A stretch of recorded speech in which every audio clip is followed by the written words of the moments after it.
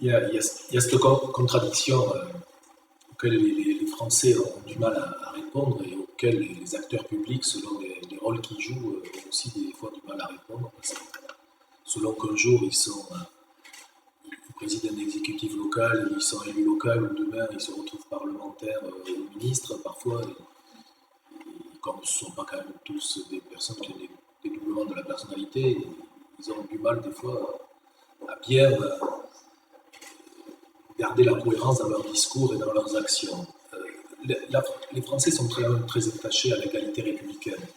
Et c'est vrai qu'une des spécificités de ce pays, c'est quand même la République, une et indivisible, et que l'on doit pouvoir conjuguer avec une décentralisation beaucoup plus importante comme l'a été.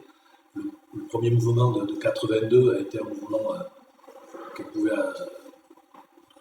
assimiler à une petite révolution culturelle en France, parce que ça a été quand même très important. Mais on a les autres actes de la décentralisation n'ont été plutôt que des actes de recentralisation plutôt que des actes de décentralisation.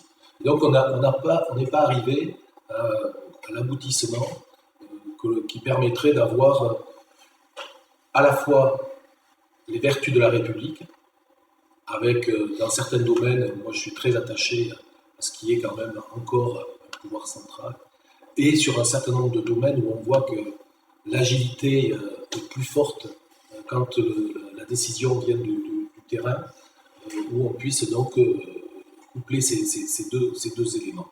Et c'est vrai qu'on a beaucoup de mal, et aujourd'hui, et là je suis tout à fait d'accord avec Alain Rousset, le discours quand même du Premier ministre à Bordeaux, où on aurait pu penser qu'il allait être l'expression d'une prise de conscience, suite quand même au mouvement qu'on a connu à l'automne et à l'hiver dernier.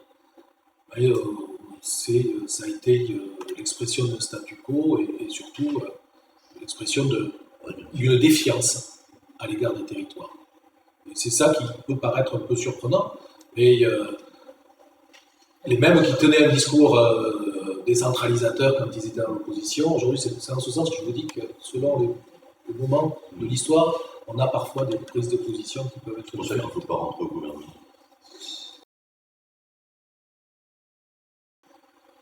Il y a ce paradoxe qu'évoque Alain, parce que d'un côté, il y a un certain nombre qui disent qu'on est suradministré, et dans le même temps,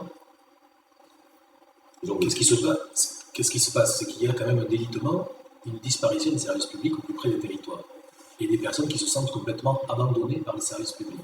Donc il y a, je pense, une grosse difficulté, c'est que, et c'est aussi la même chose que, c'est lié un peu aussi à la centralisation, c'est-à-dire qu'on n'a jamais souhaité dégrossir l'administration pour des personnes, vous pouvez leur apporter toutes les infrastructures que vous souhaitez.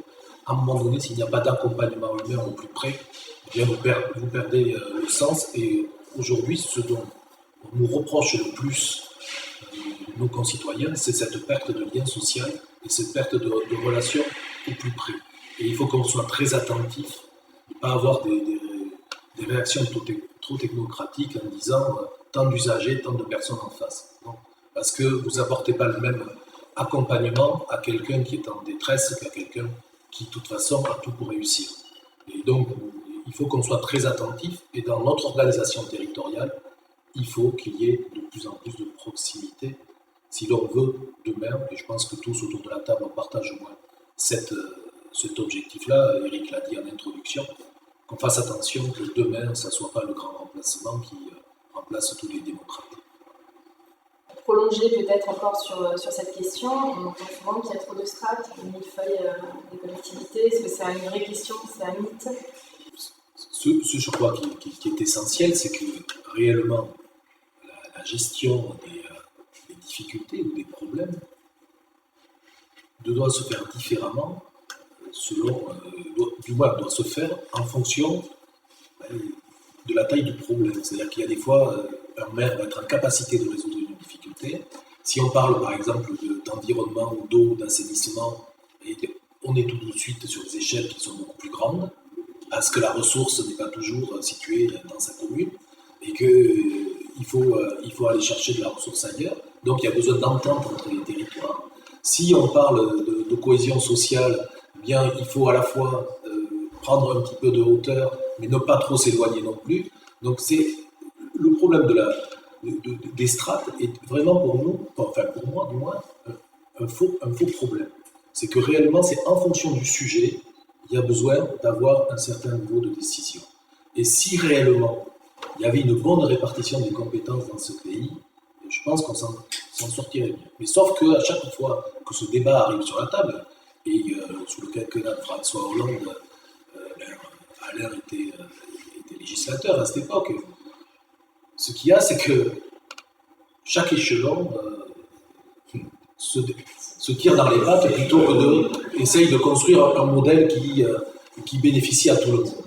Et c'est là où c'est détestable. C'est dans ce sens que je vous disais que l'élu, selon qu'un jour il est maire ou qu'il est ministre, eh bien, il va avoir peut-être des discours qui sont très différents. Et en ce sens, je pense que c'est ça que les gens n'arrivent pas toujours à bien comprendre. Et comment on peut changer ça? Ben, avec un peu plus de cohérence, un peu plus d'intégrité, et que, en fonction qu'on essaye de tenir toujours des discours comme ça. Vous savez, je vous le disais, moi, modestement, j'ai appartenu à un mouvement, j'ai toujours, parce que je défends toujours la même ligne politique. Et c'est vrai que parfois, c'est cette navigation permanente que les gens ne comprennent pas toujours et quelque part les éloigne un peu de l'action publique. Et que l'on dit que bon, on défend plus notre poste que la politique que l'on mène. Et c'est là où je crois que chacun individuellement devrait faire cette introspection afin qu'il mette toujours en cohérence sa pensée, ses actes à travers le temps.